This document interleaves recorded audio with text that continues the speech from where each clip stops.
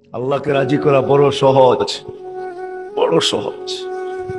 হায় আমার জাতি যদি এতটুকুই করত, এই মজমা যদি এতটুকুই করত যে ঘুমের সময় প্রত্যেক নারী পুরুষ যখন ঘুমাইতে যায় তখন যদি হাত দুটা উঠায় এতটুকুই বলতো, মালিক ঘুমাইতে চললাম, সকালে উঠাইলে উঠবো, নাইলে চিরনিদ্রা। সত্য তো? যদি না উঠায় চিরনিদ্রা। আল্লাহ আমি কিন্তু তওবা করে ঘুমাইতে চললাম। একজন মনে হয় এখানে নাই যে প্রতিদিন ঘুমানোর সময় এই কথা বইলা ঘুমায় যে আল্লাহ আমি কিন্তু ঘুমাইতে চললাম। ঘুম মানি মউত। ঘুম যদি মউত না হইতো তাহলে ঘুমের থেকে উঠার দোয়া এটা হইতো না কোনোদিন। আলহামদুলিল্লাহিল্লাযী আহিয়ানা, প্রশংসা ওই আল্লাহর যিনি আমি মারা যাওয়ার পরে আমাকে পুনর্জীবন দিলেন, পুনর্জীবিত করলেন। প্রশংসা ওই আল্লাহ। বাদামা আমাতানা, আমি কমপ্লিট হয়ে গেছিলাম, মউত আমার হয়ে গেছিল, তুমি আমাকে আবার ফেরত দিছো। তাহলে ঘুমের থেকে উঠার দোয়া এটা কোনোদিন হতো না। আমার জাতি যদি এতটুক করতো, কসম খোদার, আমি হাদিস দিতেছি, ফাইন তাবু ফানা হাবিবু। আল্লাহ বলতেছে তুই হাত উঠাইতে দেরি, আমি তোকে বন্ধু বানাইতে দেরি করি না, আমি বন্ধু হইতেও দেরি করি না, আমি রাজি হয়ে যাই, রাজি। এতটুক যদি করতো, একজনও তো এখানে নাই, জানি না মা বোনদের ভিতরে পাওয়া যাবে কিনা, যে ঘুমের সময় প্রত্যেক ব্যক্তি শুধু হাত দুটা উঠায় বলে আল্লাহ তওবা করে ঘুমাইতে চললাম। এতটুক যদি করতো, এতটুক।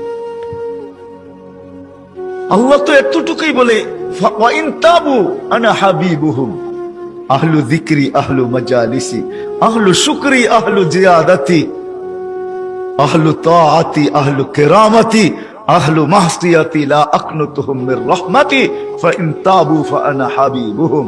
তওবা করতে দেরি, আমি বন্ধু বানাইতে দেরি করি না, আমি বন্ধু বানায় আনি। এই উম্মতের জন্য তো ছিল। হায় হায়, এই উম্মত যদি গুনাহ করো আল্লাহ বইলা চিৎকার দেয়, আল্লাহ বইলা গুনাহ করছে আর কইরার সাথে সাথে আল্লাহ বইলা চিৎকার দিছে, আল্লাহ কি করলাম। হায় হায়, আল্লাহ জবাব দেয়, আলিমা আবদি আন্না লাহু রব্বা, বান্দা জানলো একজন রব আছে। গফারতুল্লাহ, তুই মাপ না চাইলে কি হবে, আমার নাম তো উচ্চারণ করলি, তোকে তো কিছু না কিছু দেওয়া উচিত। কি দিব তোকে? সবচেয়ে বড় প্রয়োজন যেটা ওইটাই মিটাইয়া দিতেছি। গফারতুল্লাহ, যা তোকে আমি মাফ করে দিলাম।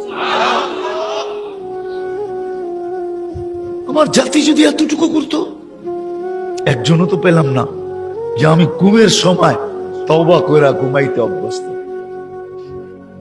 একজনও তো নাই, না যুবক না বৃদ্ধ। আল্লাহ এই ছোট জীবনটা দিয়া চায় আমরা যেন আল্লাহকে রাজি করি।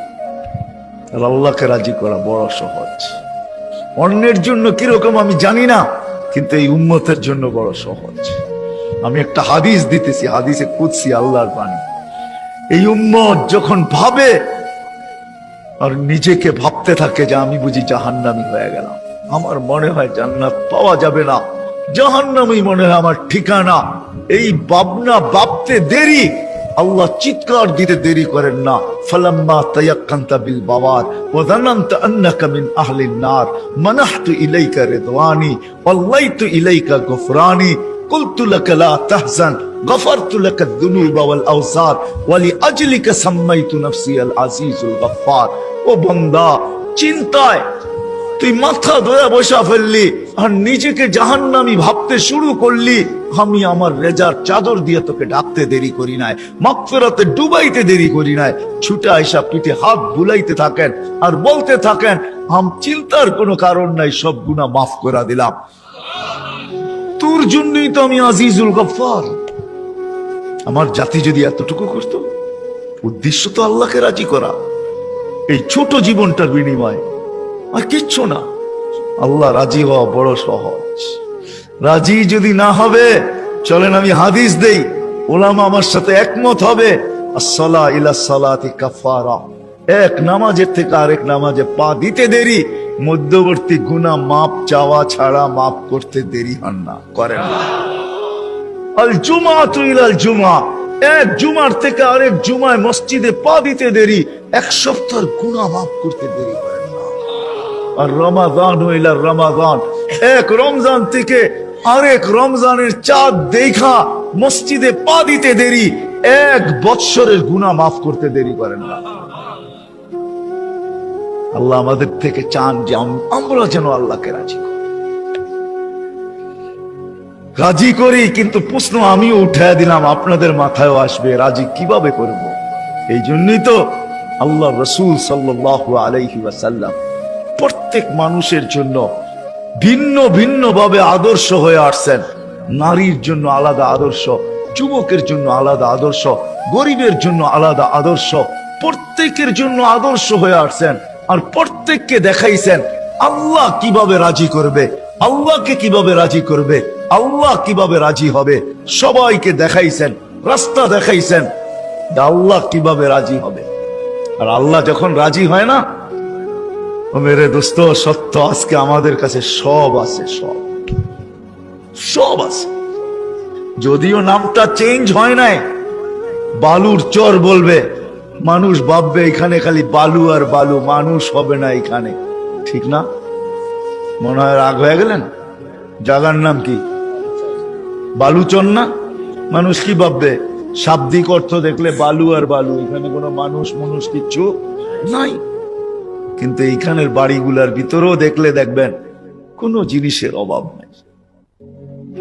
এমনও বাড়ি আছে বড় বড় শোরুম পর্যন্ত, ওকে দেখলে লজ্জা পাবে, বলবে এত মাল তো আমার কাছেও নেই। রাগ হয়ে গেলেন? হ্যাঁ হ্যাঁ, সব আছে, সব আছে, কিন্তু আল্লাহকে রাজি করতে পারি না বিদায় আমাদের কারো জীবনে সুখ নাই, শান্তি নাই, সুখ নাই।